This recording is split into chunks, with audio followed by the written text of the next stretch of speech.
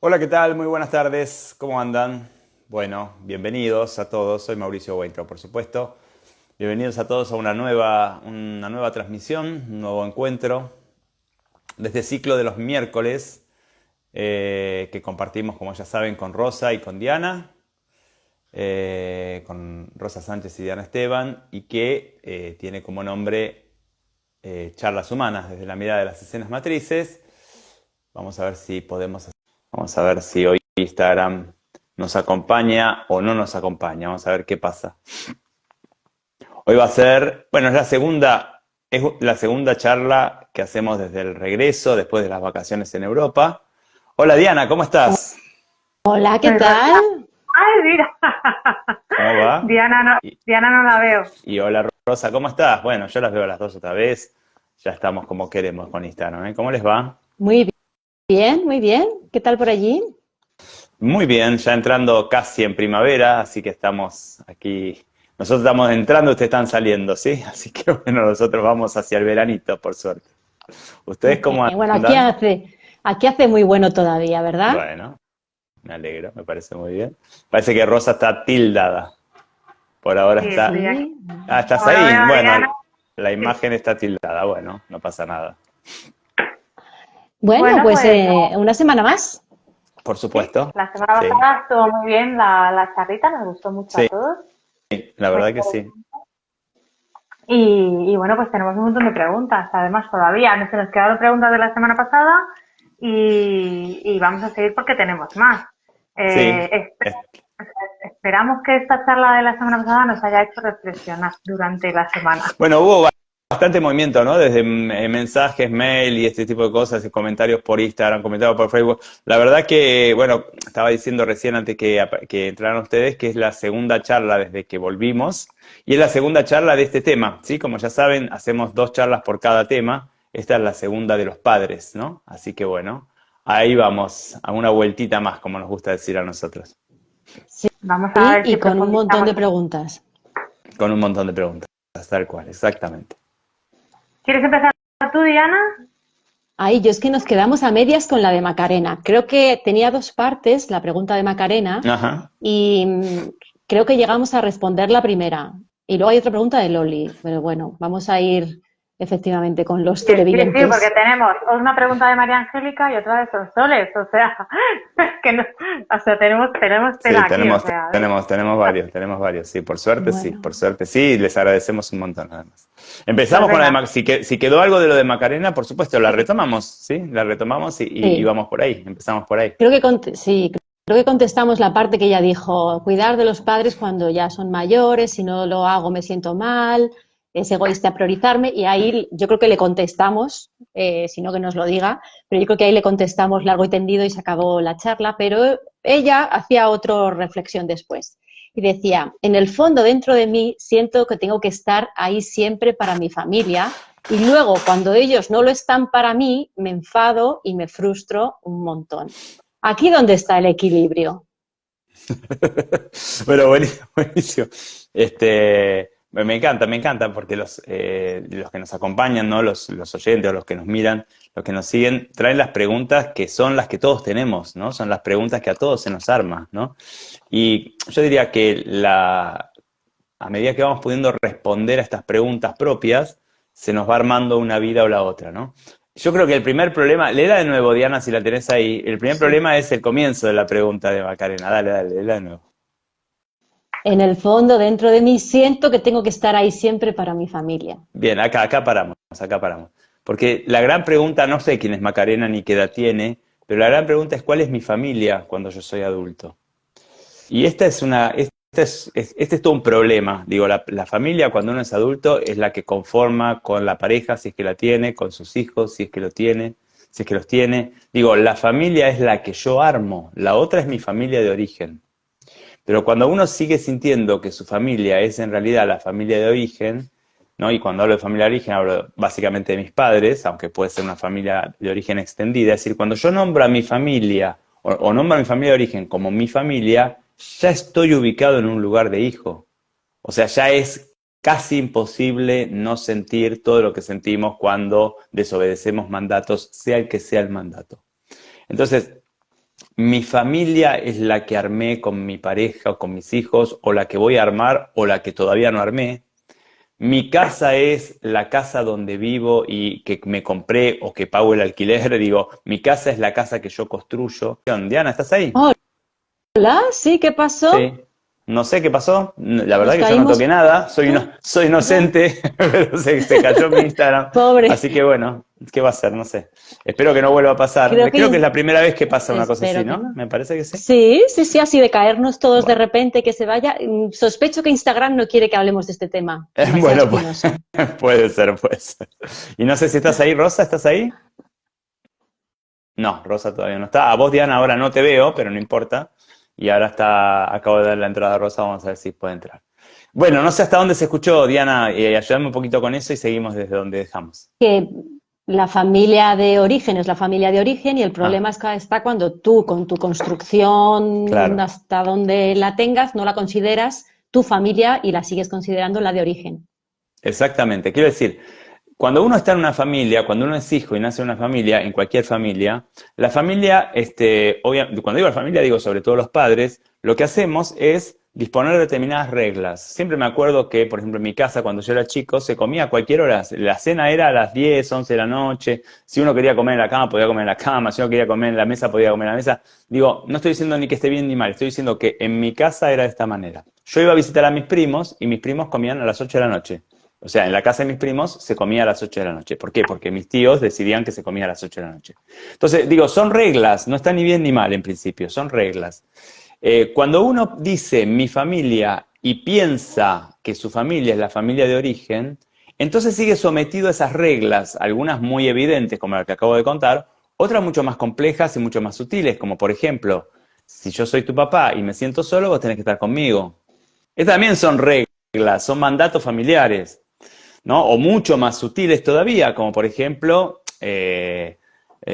vos no servís para llevar a cabo un negocio, aunque nunca se haya dicho de una manera tan clara. Entonces, cuando mi familia es esa, yo tengo que obedecer esas reglas, y si no obedezco esas reglas, en algún lugar me siento que estoy haciendo algo malo, me siento culpable. Cuando yo puedo entender que como adulto mi familia es la que yo armé o la que voy a armar, o quizás mi familia soy yo solo, digamos, ¿no? Entonces puedo ver cuáles son las reglas que yo dispongo para mi casa y para mi familia. ¿Se entiende? Bueno, Claro, y ahí viene la estoy... segunda parte de la pregunta, Sí. Venga. que no se queda ahí. Claro, ella decía que ella sentía que tenía que estar ahí para su familia, ¿no? Pero luego seguía. Y luego, cuando ellos no están para mí, me enfado y me frustro. Es que justamente, si yo creo que yo tengo que estar para el otro, por supuesto voy a creer que el otro tiene que estar para mí. No solo mi familia, esto no va solo para mis padres, va también para mi marido, para mi mujer, para mi amigo. O sea, si yo creo que en las relaciones de amor mi tarea es estar para lo que el otro necesita, por supuesto voy a exigir lo mismo en esas mismas relaciones de amor y me voy a enfadar cuando esto no suceda. El tema es, cuando digo poder revisar las reglas o los mandatos, es si realmente yo creo que en las relaciones de amor tengo que estar para el otro, o esto me han enseñado, pero yo lo puedo cuestionar. De hecho, yo no como ni a las 8 de la noche como hacían mis primos, ni tampoco como a cualquier hora como se hacía en mi casa. En mi casa se come a otra hora o hay distintas posibilidades horarias. ¿Se entiende? O sea, yo puedo decidir cuáles son las reglas de mi vida y no obedecer las que me enseñaron. Una pregunta. Y si tú no tienes hijos, ¿Sabes? sí, perdona, termino con esto, Rosa. Ah, Sí, vale, sí, vale, perdón. voy a hacer como una cosa así. Por ejemplo, si tú no estás casado, tienes pareja, no tienes hijos o lo que sea, tu Mm. familia es tú con tu niña o con tu niño que esté dentro, con tu construcción de tus proyectos, pues con las cosas que te gustan, con tu hogar, con tu... Pero Bueno, no yo tiene que diría, ser que hayas a ver, construido... yo diría que ahí es como más complejo, digo, yo creo que la familia siempre es con un otro. Ahora, eso no quiere decir que uno tenga que armar una familia. Uno puede vivir solo y puede vivir solo maravillosamente bien también, digo. Maravillosamente bien y aceptando la falta del otro. Quiero decir, entendiendo que me falta, que no haya un otro provoca una falta. Así como el vivir siempre con otro también provoca una falta quizás de estar solo, o sea, armar una vida en donde pueda estar con otro y pueda estar solo, bueno, forma parte también de las decisiones que uno va tomando, ¿no? Ahora, para mí la familia, insisto, es siempre con un otro. Ahora, yo puedo vivir solo y sí tener mi casa. Mi casa, cuando digo tener mi casa, digo, darme cuenta que mi casa es esa casa donde yo vivo, no la casa donde nací o donde viví de pequeño. Y yo puedo vivir con otro y armar una familia, o en mi criterio vivir solo y no armar una familia. Lo que para mí es importante es entender que la familia de mis padres, la familia de origen, ya se terminó. Ya se terminó, quiero decir, no hay ahí una familia para mí. Fue mi familia, hoy es mi familia de origen. No es ni mi casa ni es mi familia. Es mi familia de origen. Esto no quiere decir que uno no tenga un montón de vínculos y los ame profundamente. Cuando digo no es mi familia, no están ahí las reglas que yo decido que estén. Y no tiene por qué estar ahí, porque esta es la familia que armaron mis padres. La que armé yo es otra o no la armé. Hay una orfandad que hay que pagar para ser adulto. Para ser adulto hay una orfandad a pagar. Si uno no quiere pagar la orfandad, algo de la adultez no se arma.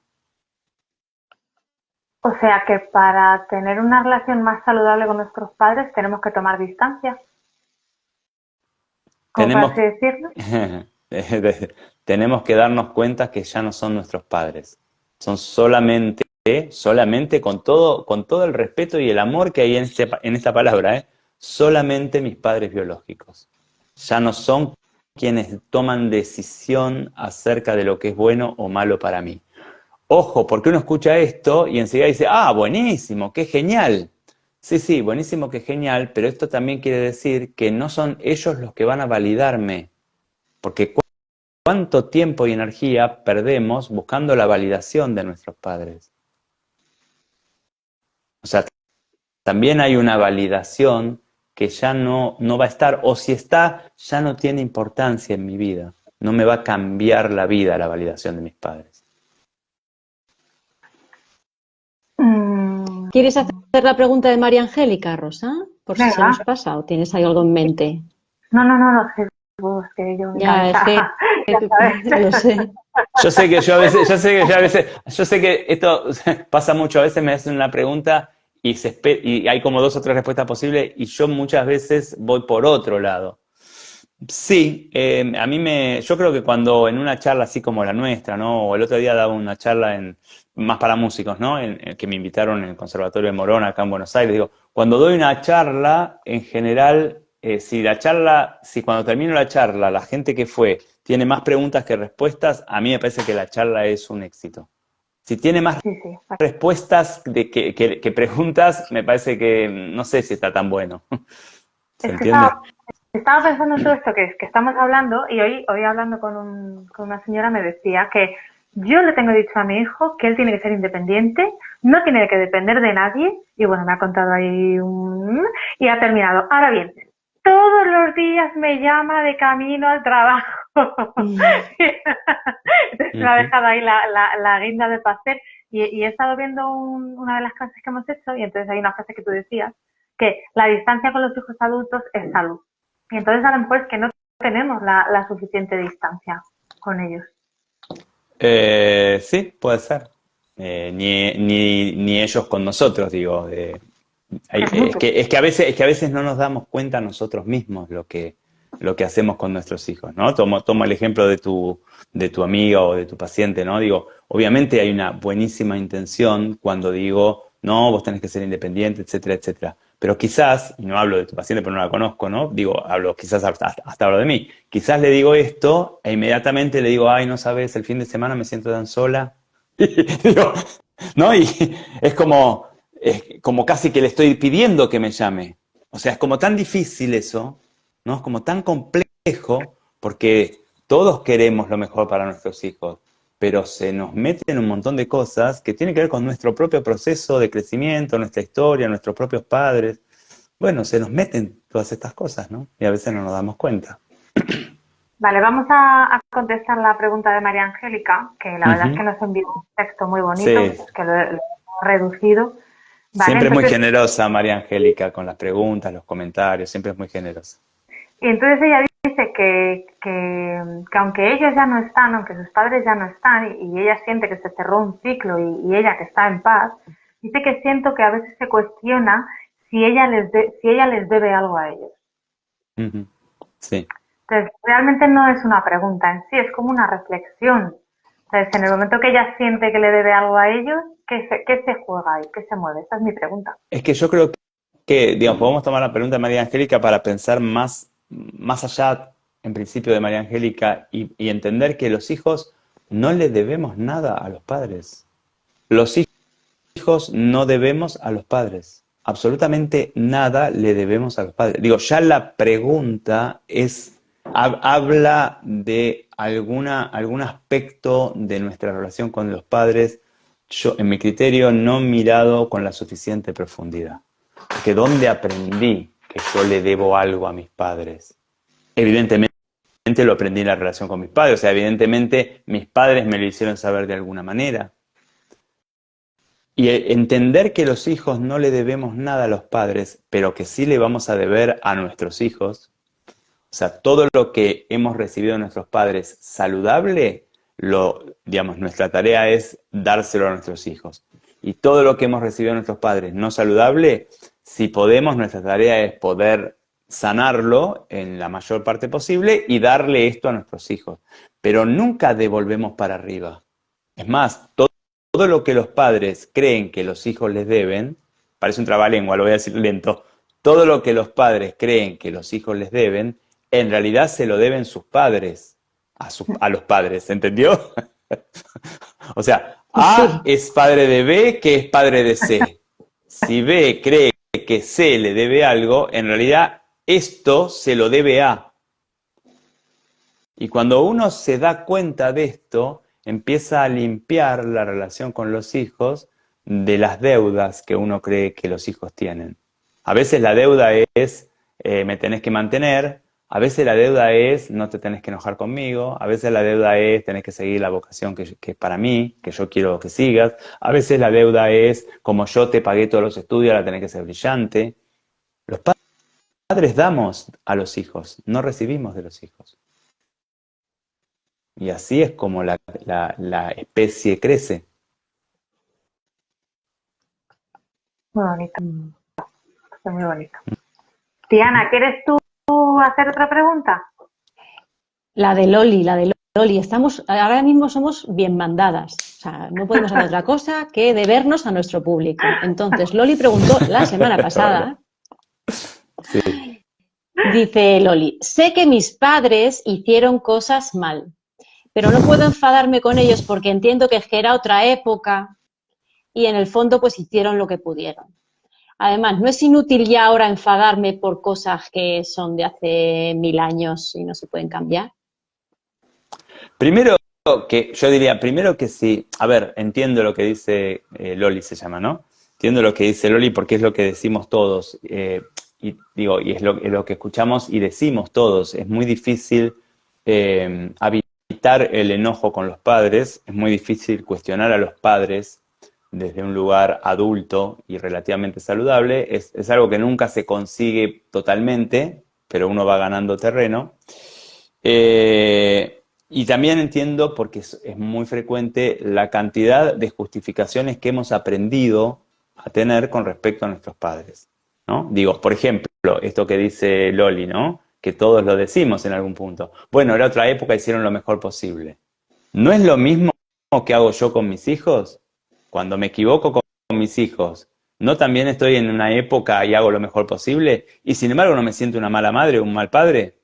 Digo, porque si fuera así para mis padres, también sería así para mí, sería así, y además sería así para todos. Digo, uno cualquier cosa que pueda ver de la historia y de la violencia de la historia, uno lo podría bajar con esta lente y decir, bueno, era otra época o era una época donde pasaba esto y hizo lo mejor posible esa persona, entonces no podríamos enojarnos con nadie. ¿Y por qué no podemos enojarnos con nadie? O sea, ¿por qué no puedo enojarme con mis padres y obviamente seguir amándolos? ¿Por qué tengo un concepto del amor tan infantil en donde si amo a alguien no me puedo enojar? No, por supuesto que me puedo enojar. Y la otra persona se puede enojar conmigo y eso no implica que deje de amarme. Entonces, son un montón de maneras que aprendemos de justificar. En escena matriz decimos justificar a los padres. Y muchas las aprendemos en las terapias que hacemos también, ¿eh? Yo no estoy de acuerdo con esto. Lo que pasa es que, claro, enojarme con mis padres, cuestionarlos, no es volverme loco. No es pensar que son unos demonios, digo. Es mirar adultamente a otra persona, a quien además quiero mucho porque es mi mamá o mi papá, y darme cuenta que esa persona, que es mi mamá y mi papá, como cualquier persona, tiene luces y sombras. Y está bueno que las luces las agradezca y que las sombras las cuestione. Algo que es como tan obvio en un punto, nos cuesta tanto. Y la gran consecuencia de que cuando justifico, de justificar a mis padres siempre y no poder enojarme nunca, es que hay toda una parte mía que queda herida y no puede sanar. Que es la parte lastimada por las sombras de mis padres. ¿Se entiende? O sea, hay toda una parte mía que escucha y mira, y cuando yo digo, bueno, lo trae porque soy lo mejor posible, esta parte mía herida se deprimió, porque no hay nadie que realmente se ponga de su lado. No es fácil la adultez. Uno de los impuestos es esto, es soportar la diferencia con los padres y soportar el enojo con los padres. Y soportar el enojo dentro del amor. O sea, no solamente estar enojado, el enojo dentro del amor a los padres. Es que hay una línea, ¿no?, de la espiritualidad que dice que, bueno, que es que ellos lo hicieron como pudieron y que es que, claro, no nos podemos, que cómo me voy a enfadar con ellos. Y esa línea es un poco, ahí hay un punto como que chirría, ¿no? O por lo menos desde nuestra mirada. O yo lo veo así. Sí. Mm, No creo que sea... a ver, ni siquiera hablo mal de esto, de la línea que vos contás, Rosa, ni siquiera hablo mal de... Digo, lo que digo es, no creo que sea bueno para el crecimiento de la persona, ni que sane las heridas. Lo que yo he visto en terapia cuando uno se plantea esto, es que la persona queda atrapada. No puede dejar de estar enojada con sus padres, solo que el enojo le queda cada vez más atrás y además es cada vez peor visto. O sea, la persona entra en una contradicción consigo misma, porque el enojo no se va por decreto, ni por ninguna comprensión, y entonces la persona no puede dejar de estar enojada, solamente que ahora se empieza a enojar con ella por seguir estando enojada. Esto es lo que yo veo que pasa. Sonsoles nos hizo una pregunta la temporada pasada, lo que es que no la pudimos hacer, y ella me preguntó por privado, que yo estuve hablando con ella y creo que la ayudé, pero aún así lo vamos a hacer, que si nosotros tenemos que perdonar a los padres. El perdón es otra... ¿Nos toca este ciclo del perdón? No. ¿Ya lo No, hicimos? pero... No, lo podríamos agarrar. El perdón, nosotros, es interesante la pregunta de Sonsoles, nosotros tenemos que perdonar a los padres. Yo en realidad lo que voy a decir es esto. No nos corresponde a nosotros ni perdonar ni no perdonar a los padres. No es una tarea que le corresponda a los hijos ni perdonar ni no perdonar. Insisto con esto, ni perdonar ni no perdonar. Porque tanto perdonar como no perdonar nos hace mirar a los padres y a nosotros nos interesa mirar al nene que fuimos, hijo de estos padres. Cuando yo me planteo perdonar o cuando me planteo no perdonar a mis padres, estoy en lugar de hijo y no estoy en lugar de padre de ese nene que fui. Yo sé que esto es súper complejo, pero súper complejo. Digo, porque cuando nos planteamos perdonar o no perdonar, ya estamos en un juego que es imposible de jugar de manera saludable. Es como, voy a poner un ejemplo, quizás se entiende mejor, ¿no? Viene un asaltante y lastima a mi hija. En cuanto mi preocupación es perdonar o no perdonar al asaltante, dejé de mirar a mi hija. En las escenas de nuestra infancia pasa lo mismo. Cuando uno recuerda una escena de la infancia, pongo el ejemplo de siempre porque es es fácil de entender. Hago mal algo y mi papá me pega o mi mamá me pega. Cuando yo miro esa escena, parece que hay dos, el papá y el nene, pero en realidad hay tres, el papá, el nene y yo que la estoy mirando. Ese nene no soy yo, ese nene fui yo. Hoy estoy mirando en esa escena cómo este papá le pega a este nene. En cuanto yo me pongo a tratar de perdonar o no perdonar a ese papá, le doy la espalda al nene. O sea, me estoy pensando yo como el hijo de mi papá, cuando en realidad el hijo de mi papá es ese nene. Hoy yo soy un adulto y en tanto adulto soy hijo biológico de este señor, pero en realidad soy el padre y la madre de este nene. Todo esto que es un trabalenguas dificilísimo de entender, ¿no? Y entiendo, si alguien está escuchando por primera vez nuestras charlas y se está acercando por primera vez a nuestra mirada, es un trabalenguas complicadísimo, porque uno siempre piensa en dos dimensiones, mi papá y yo. Y lo que nosotros proponemos es pensar en tres dimensiones, el nene que fui, el papá y yo. Esto necesita trabajo para aceitarse adentro, ¿no? ¿Trabajo qué es? Muchas charlas, escuchar muchas, ¿no? Ver videos, venir a muchos talleres, si tienen ganas de hacer terapia con nosotros, o sea, mucho entrar en una manera de pensar la infancia que no es la que en general uno entiende. Dentro de esta manera, digo esto y cierro, dentro de esta manera de pensar nuestra infancia, la pregunta sobre el perdón es una pregunta que no tiene sentido, porque yo estoy en función del nene, no del papá. Vale, Mira, entonces no viniendo hay nada de que esta perdonar. pregunta... Perdón, voy a hacer un inciso. Dale, no. Entonces no hay nada. Dale. Le voy a dar una vuelta.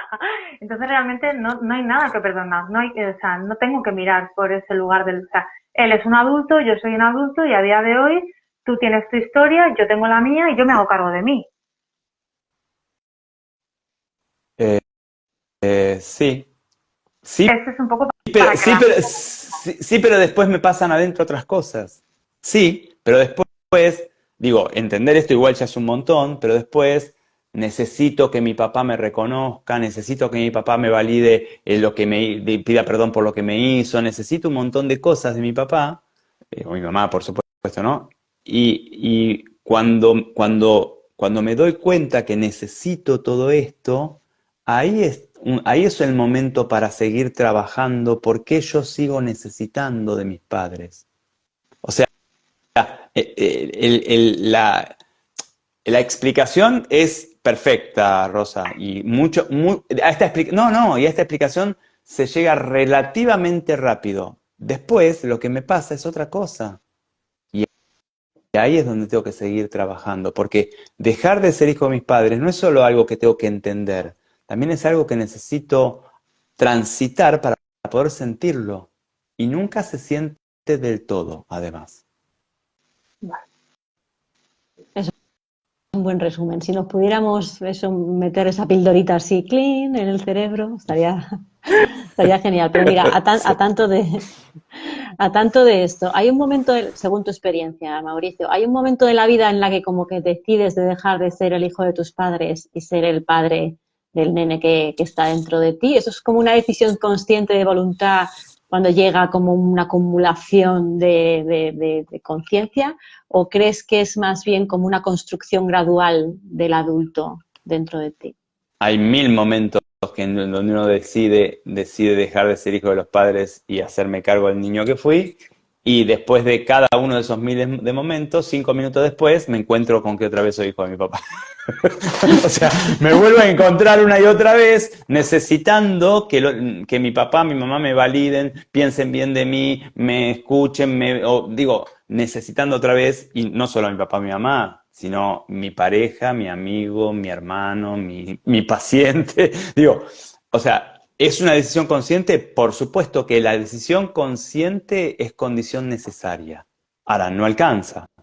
La decisión consciente es el puntapié inicial del partido. Después hay que jugar el partido. El partido es a cada instante reconocerme y en cada instante tratar de sanar un poquito más. Y nunca del todo. Nunca se puede del todo, porque además no hace falta del todo.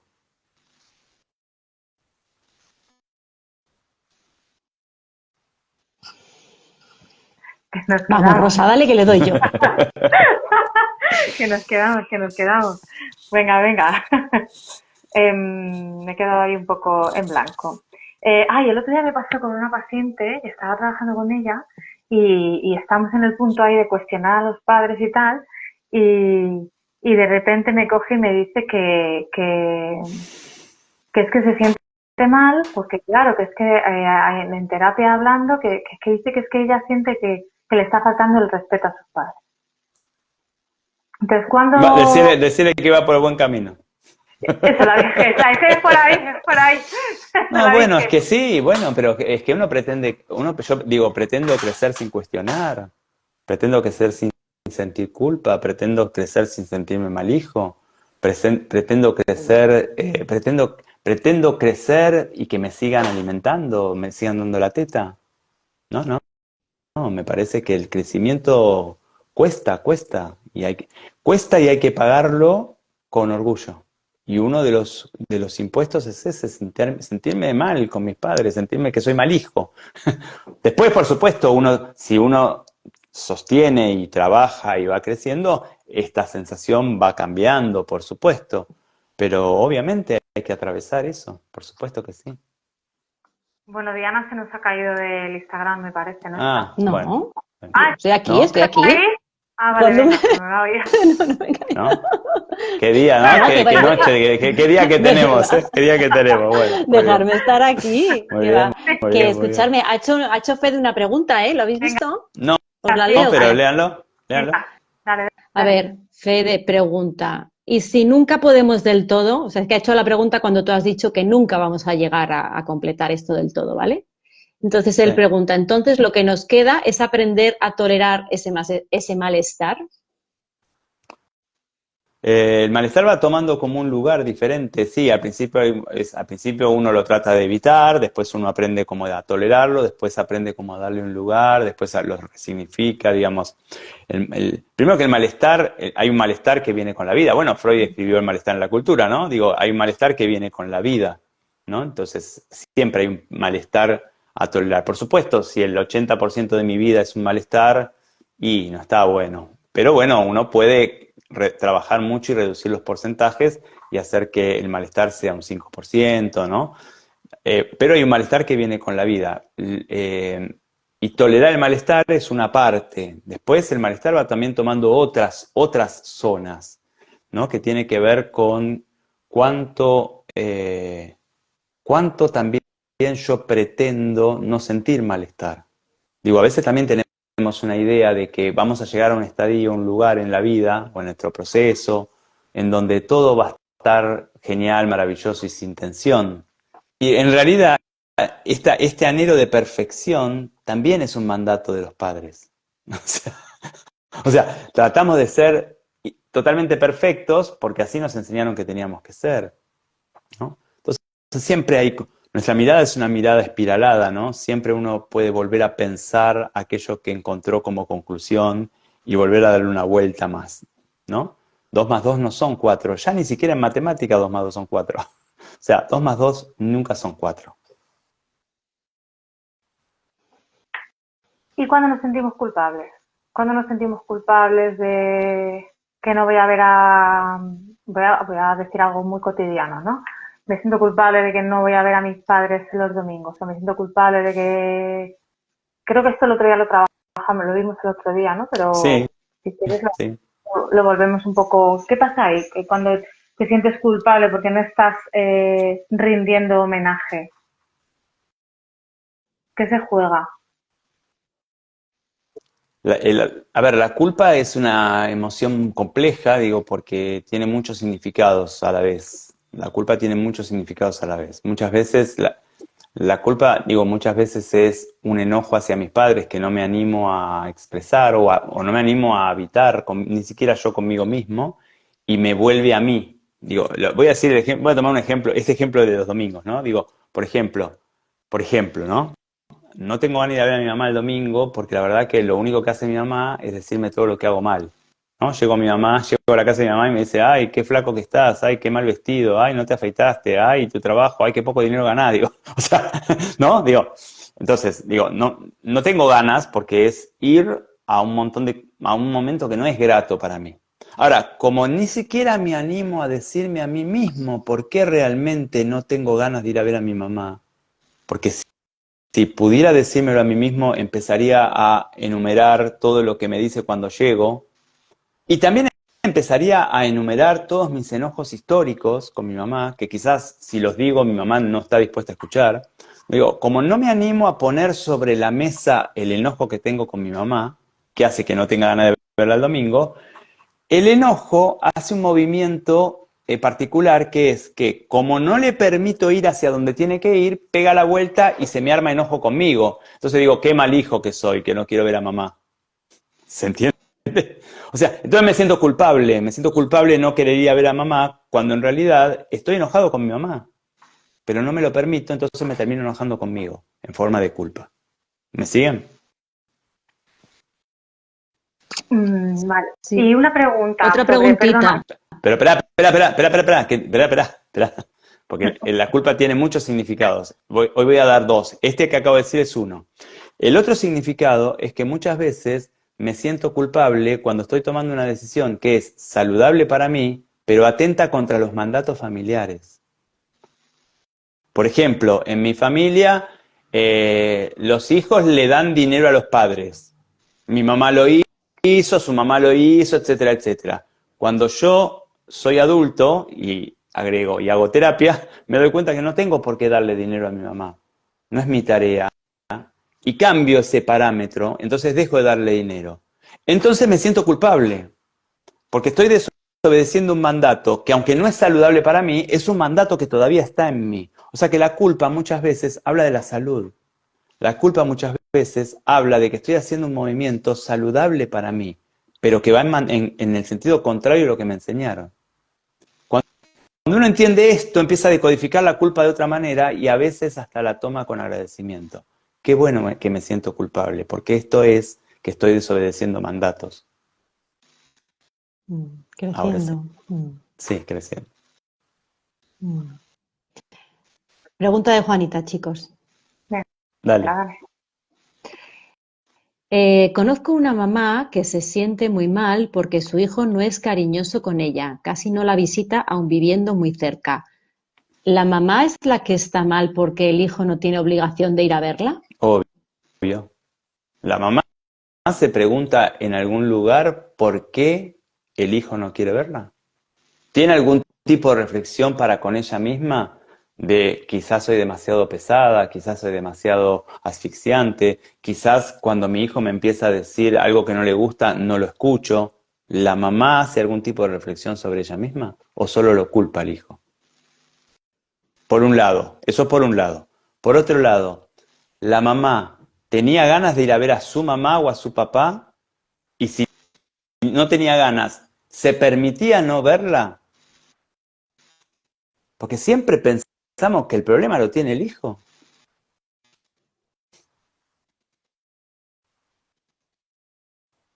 Vale, una pregunta. Ya yo creo que esta va a ser la última y es la guinda del pastel. El otro día cuando hablábamos sobre esa conversación cuando nosotros somos adultos, que vamos a hablar con nuestros padres y a explicarles cómo nos sentimos y cuando fuimos niños y todo lo demás, cuando ellos no están de acuerdo o no nos validan o no están honrando lo que nosotros sentimos, ¿es porque ellos no tienen cosas resueltas con sus propios padres? ¿Por qué importa eso? Puede ser, sí, puede ser que sí. Pero ¿y? Es lo mismo. Que O vayan sea, acá yo a soy terapia. como muy... no, claro, sí o no, o que no vayan a terapia, que hagan lo que quieran. Acá yo soy como muy tajante en esto.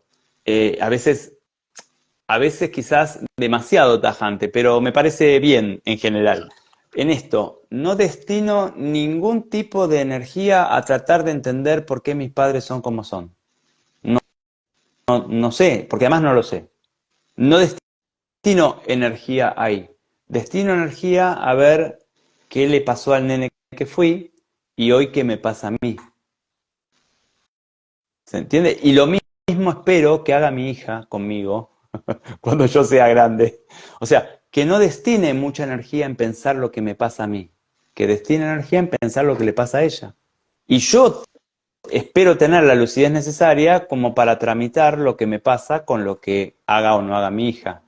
¿Se entiende? No es fácil. No es fácil, ¿eh? Bueno, tenemos que dejar, ¿no? Sí, por desgracia sí, nos Tenemos queda un otra. montón de cosas que vamos a hacer, chicos. Charlas de 6 horas propongo los miércoles. Sí. Bueno, para eso están las formaciones, ¿no? Y para eso están también los seminarios. Sí. O sea, que esos son intensos. Ujú. Y los talleres, ¿no? Los talleres también que vamos a hacer en Buenos Aires la semana que viene, para quienes están en Buenos Aires, martes, jueves y sábado, y en Madrid en noviembre, ¿no? El 8 y el 9 de noviembre, viernes y sábado, tenemos Muy ya bien. reservadas las salas, así que solo falta que se apunte la gente. Bueno, ahí se irá apuntando seguramente. Sí, ya tenemos, Ujú. ya tenemos fecha apuntada. Así que Bien. el próximo día nos toca los duelos. Bien, hablaremos de los duelos. Entonces pueden mandar las preguntas como ya saben. Sí, estamos a vuestra disposición. Y Traer todas Kleenex. estas charlas las pueden encontrar, perdón, Diana, todas estas charlas las pueden encontrar en YouTube, las pueden encontrar en Spotify, las pueden encontrar para escucharlas o para verlas. Están todas subidas, estas y el otro ciclo, el de la pandemia, que hice yo solo, y otras cosas también subidas de escenas matrices para que puedan ver. Y el viernes de la semana que viene, día 27, hay seminario sobre Es el cierto. gran temazo de la vida, la hiperexigencia. El otro día me dijo el amigo de un amigo, ay, a mí eso no me interesa, si yo no soy nada productivo, así que no soy nada hiperexigente. Y pensé, no, amigo mío, lo siento mucho. Puedes considerarte cero productivo y aún así ser súper hiperexigente. O sea, que no tiene que ver con ser productivo o no ser productivo, ¿eh? Os aviso. Exactamente. Bueno, un placer, como siempre. Igual, Igualmente. nos vemos en una Nos semanita. vemos la semana que viene. Abrazos para todos, que tengan linda semana. Chao.